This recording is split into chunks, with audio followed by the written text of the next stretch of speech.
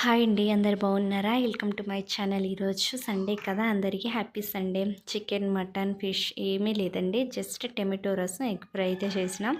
సండేనే తినాలని ఏం లేదండి, ఎప్పుడు తినాలనిపిస్తే అప్పుడు తింటామన్నమాట.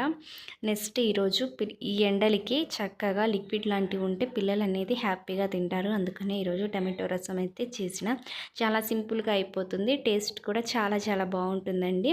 ఒక్కసారి మీరు ట్రై చేయండి. ఈ రెసిపీ కావాలంటే నేనైతే చెప్తాను. నేను కేరళలో ఉన్నప్పుడు అక్కడ మా హౌస్ ఓనర్ దగ్గర నేర్చుకున్నాను అనమాట.